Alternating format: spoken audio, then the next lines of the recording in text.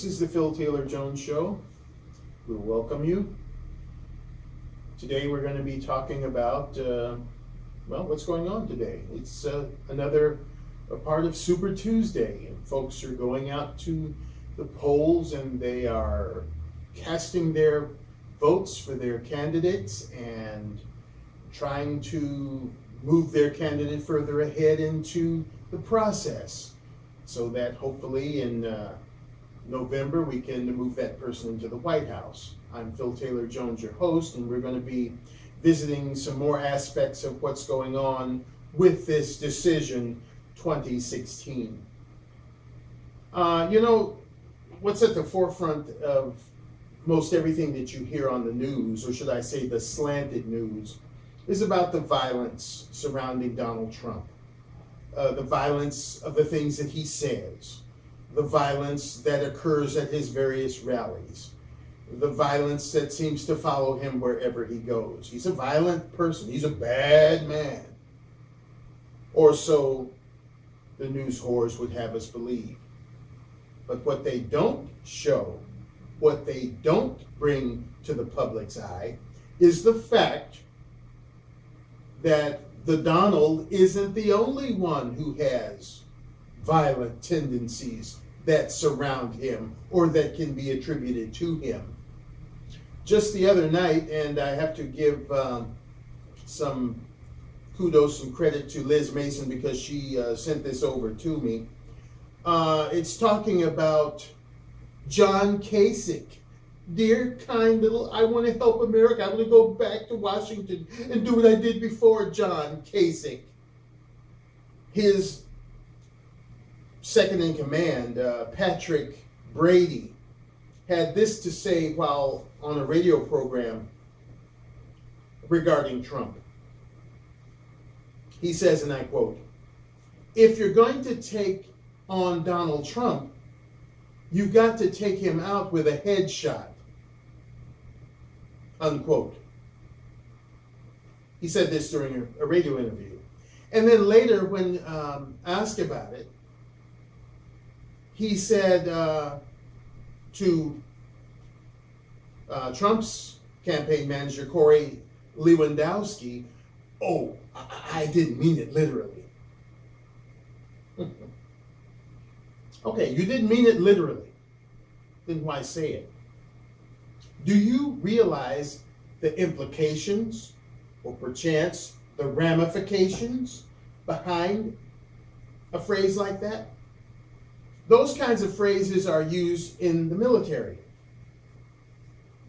Those kinds of phrases are used in first-person shooter video games. That's the ultimate kill. Am I right, Exec? Because you play those games sometimes. I did, yeah. Headshot. That's the ultimate kill. Am I correct in my saying? Okay. Mm-hmm. Yeah, so that's the ultimate kill right there. It's like, okay, you put a bullet through his head, brain dead, kaput, gone, finished. Forget it. If you didn't mean it, then why say it? If you wanted to derail the guy's campaign, then you could say, well, if you're going to take on Donald Trump, then you got to get him completely, take him down so that he can't move anymore as far as being a president. We got to find something on him that will really make the people sit up and say, hey, well, maybe this guy isn't who we thought he was, or maybe he shouldn't be president, but not go for a headshot. Why? Oh, he didn't mean it. Okay, let's give the guy benefit of the doubt. Maybe he didn't mean it. But you've planted a seed in some very infertile brains, or some people with diminished capacity who might go for that headshot. We live in a very sadistic society. I'm not trying to be pessimistic, just truthful. We live in a sad society. Look at what's going on around you. The man, when he first came out and said he wanted to be president, he made a statement about people coming into the country, and some of them weren't nice. Twisted. On the heels of 140 or 50 so people in France slaughtered, and about 350 more injured and possibly on their last legs waiting to die. And then 14 innocent people here in California dead.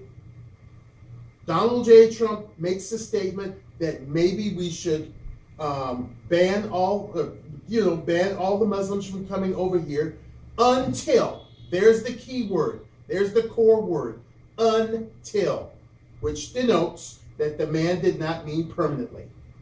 Until we can find a better way of investigating who these people are that are coming into our country. Again, twisted. Everything the man says, twisted. He made the statement that Islamic people hate us. I don't see anything wrong with that statement. Maybe all of them don't hate us, but like he said, there are enough to raise red flags as to whether or not we should be, rubbing shoulders and being buddy-buddy with these people. Death to America. And what's that other thing they say? Allahu Akbar. Allah Akbar, whatever.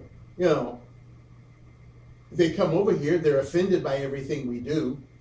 If you cough, they're offended. If you scratch your eyebrow, they're offended. If you look to the left, they're offended. If you look to the right, they're more offended. If you get up, they're offended. If you sit down, they're offended. They're offended by every damn thing we do. So I don't think that would denote that, they're coming over and being, friendly. Some of them possibly are, but, like he said, there's enough to raise red flags. But in today's society, that just, it's just glossed over. I don't get the way these people operate, the way their brains operate. God, it's ridiculous. They think that Trump is this bad man, and he's the only one. You got all these people running, and they're all squeaky clean, including Hillary Clinton. There's no violence attributed to them nowhere. They're just like angels. Yeah, angels with dirty faces. Because I've got another piece here that I did some research on. Let me bring that up. This is about dear little cherubic-faced senior turned presidential hopeful Bernie Sanders. Mr. Together. Well, I found out he's not so together. First of all, this character who claims that he's there for the little guy and that he doesn't want to be bothered with the big, rich muckety-mucks, that he turns down, that's a blatant lie. This guy has been backed by billionaires and millionaires ever since the early days when he became an aspiring politician. Maybe it doesn't come from super PACs, or maybe it doesn't come from Wall Street, but it comes from rich folks. He's out there grasping and grabbing everything he can get his hands on, his old shriveled up arthritic hands on. But nobody says anything about that. Let me enlighten you as to a fact that I pulled up on a very prestigious news whore type place. It seems there's this 70-year-old woman. Her name is... let me see. Hang on one second here. I had it. Her name is Mrs. Good Lord, I lost it. Mrs. Beatty. Now, this has been going on for a while. Someone has stolen the Donald Trump signs from her yard, spray painted her house with messages, and a motorcyclist stopped to threaten her life. She's a Donald Trump supporter. These are Bernie Sanders supporters who are doing this to a 70-year-old lady, a senior citizen. This Gainesville woman says that while she's frightened and exhausted by the ordeal, she won't be intimidated. Judy Beatty, 70 years old, has put up more Trump signs in her yard and says she's been told by Virginia State Police that they will up the ante as far as additional security measures around her home. I can't even tell you how hard it is to deal with something like this. I feel like I'm very violated at this point and very threatened, says Beatty.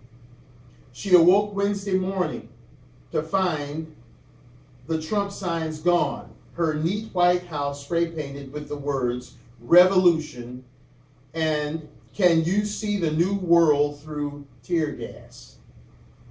She says she would be less frightened if the incident stopped there, but it's continued, and the threats to her very life have continued. I get all these nutcases riding by here saying, "Feel the burn," expletive, well, we know what that probably is. The Trump signs. And I've had one guy yesterday telling me I was going to die. 70-year-old woman, and this is going on by way of Bernie Sanders supporters. So, is the Donald and his people the violent ones and nobody else? I beg to differ. And the hurting part is, Mr. Sanders has not even uttered a word of apology to this lady, and continues to stand on his record that he has very nonviolent people. And you can best better believe that if you did some digging, albeit you would really have to dig hard, because as this is a ludicrous liberal swing news media, then they're going to bury all that stuff. But you dig deep enough and you'll find it. All of them. Slithery Clinton, he, Bernie Sanders, and these other muckety-mucks on the Republican side, all are angels with dirty faces. They don't want the Donald to get in there and bust up the establishment. That's what they're afraid of. They want to keep this Good Old Boys Association going. They want to keep this crooked cesspool going because it's a money generator and they can skim money off the top. And they don't want anybody to mess with that. So now the thing is going out that Trump's life is being feared for. What a sick, disgusting, disgraceful society that we live in, where a person can't even run for president without fear of his life being in peril. And then there goes the phrase, "That's not what America is supposed to be about." Well, you damn skippy on that score. America isn't supposed to be about getting killed if you want to be a president, getting killed if you want to go in and break up the status quo because you are sick of seeing people hurting. You are sick of being in the richest country in the world and experiencing hard times in the land of plenty. You are sick of living by a 200-year-old document, which is the Constitution. Not that I'm trying to impugn it. It's a wonderful piece of goods, wonderful piece of, bylaws. But Donald Trump knows, because he's a businessman, that a contract that's written 20 years ago may not be relative today. And so much more so with a document that was written over 200 years ago. How in the hell can it be totally relevant today? It needs to be updated. So with somebody like him in office, who isn't a politician, rubbing hands and rubbing knees and rubbing whatever else under the table, the establishment may be broken up. When you elect Supreme Court justices, you will elect these people that will hopefully interpret and act on the Constitution as it is written, not as they see fit. There also needs to be some changes to it. Just as anything, look at the title that you have on your house, or the rental agreement or lease agreement for your apartment or your condo or what have you. Maybe that bad boy was written 10 years ago. It needs to be taken out. It needs to be updated. Maybe you need to sit down with your lender. Maybe you need to sit down with your concierge or your landlord and say, look, This stuff that was written 10 years ago isn't relevant today. Maybe you had kids when you rented that apartment or when you leased that condominium. Okay, the kids are gone. Maybe there's some provisions in there for just one couple, not a couple with kids. But if you're still, going on a 10-year, 20-year-old document, you may be losing out. Believe me, America is losing out. There's some things in there that I would have thrown out so many years ago. Number one, that part in there where these foreigners can come over here and have babies and they become citizens, therefore locking in the parents. You come to this country and you have a baby, then that baby is part of those parents and those parents are part of that country. All of you, goodbye. That part about all these refugees coming in here. Oh, well, they have a right to come over here. Okay, well, if that stuff is sitting up on your bylaws or your constitution, then these foreigners that are very opportunistic can have a stick to crack your head with. And believe me, they done cracked America's head till the brains are spilling out. And then here come the zombies. So the Constitution needs to be looked at, and all of the crap that is no longer pertinent needs to be expunged, gone, forgotten. I don't understand why people in this country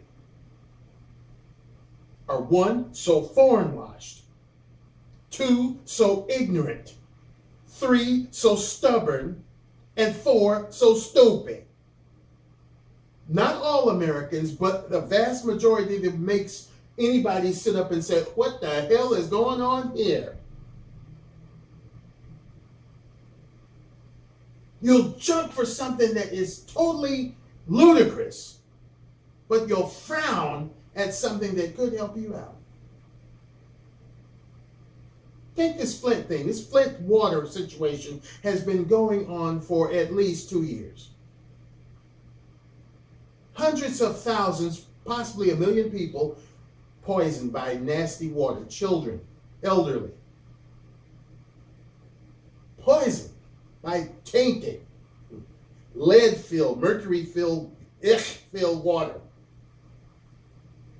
Now, okay, you might say, well, that's just one small town. It's not like a whole country. But still, people in peril. Now, whenever some foreign country is in peril, who's the first to jump? I can't even get my snap going anymore. I'm so disgusted.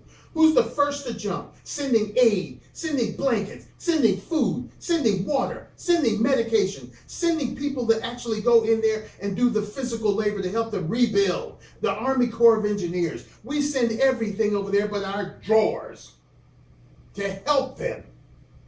But yet when we're in peril, who lifts a bloody finger to help us? Oh, well, America's the richest country in the world. They don't really need our help. Even the rich people need somebody to help them. Their money can't help in all situations. Take Donald Trump for example. The man was coming back from somewhere on a business trip in his limousine. The limousine had a flat or some kind of mechanical difficulty. He was out in, I guess, the middle of nowhere. Sure, he could get on his cell phone or his car phone or whatever and call somebody, but the position where he was didn't warrant somebody getting there in, say, 15, 20 minutes. Well, along comes this husband and wife. They see this car side the road and they help. They get out and say, can I help you? You having problems? Come to find out it's Donald Trump. They help the man get back on his way. So here's a case where all the money he had, billionaire, mogul, Donald Trump, sitting on the side of the road, flat busted, can't go nowhere. Money couldn't help him in an instant, but yet some bystanders or some passersby came by and helped out. So I say that to say this. Yeah, we're a rich country. Surprisingly, we have riches with these idiots, muckety-mucks. But yeah, we're a rich country. Perhaps the richest. But still, this is an ongoing story. obviously the money isn't trickling down to these people in Flint. And you mean nobody that's an ally to us could say, hey, this is all we have, but we're sending 2 pallets of water. And we're working with other people in other countries to try to send more to those people in Flint. You've always helped us, America. This is our little thank you and our little payback to you. We're sending some water to Flint. Wouldn't it kill them to do that? No. We help the world. But when we need help, where's our help? Katrina, Sandy, and there are other incidences of tragedy. Who reaches out to us and says, America, what can we do? Or better yet, here is something to start you off and we'll be sending more. That's got to stop. Yeah, charity begins at home. And we need a leader to help us do that. And everybody that you see up there, they shouldn't be throwing stones at Trump. Because if they're claiming he's bad, then how much badder are they? Clear-cut examples. You got somebody from Kasich in, wanting to put a bullet through the man's head. Oh, I didn't mean it. And then Mr., Together Sanders, who's in there for the people, allows, obviously, his supporters, his followers, to go around intimidating people, and including in that intimidation, a 70-year-old senior citizen female. But yet, I didn't send anybody to Donald Trump's thing, and I am adamant, I am angered, I am outraged. That crooked old bastard would send anybody anywhere, I believe, because why? He wants to be the president. And when you want something that bad, obviously you'll step over every ethical obstacle you can to get it. I don't want anything that bad that I got to step over somebody to get it. And I have had, administrative positions in my career. But I didn't step over anybody to get it. I didn't lord it over anybody to get it. Because once again, I'm invoking our grandmother. She always taught me, and my brother, the little people you pass on the way up, you should be nice. Because you got to pass those same ones on your way back down. And if you were a jackass going up, they're going to make you feel it when you bring your butt down. So be nice. Our country seemingly has lost whatever ethics it has ever had. As I said before, Slithery Clinton should be who? Oh yeah, I remember her. She was the one who did the Benghazi thing, got the people get. Yeah, no wonder they got rid of her for wanting to be president. Mr. Raphael Cruz, after the stunt he pulled down there in Iowa. Oh, who? Oh, yeah, that's the guy, who cheated Ben Carson out of his, Why are these people still there? These unethical, uncouth people still there. It shouldn't be. But the ethics are gone in this country. If a tennis star can be thrown out on her royal butt for taking physically enhancing drugs,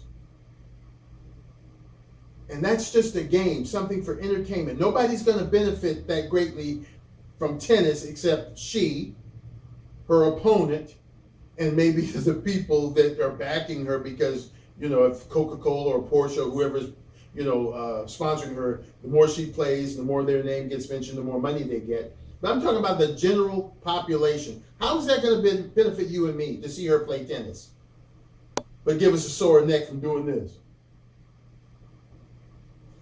But I'm talking about politics, government, the thing that we live by, the thing that administers our laws, that administers our rules, our regulations, our very core by which we live by.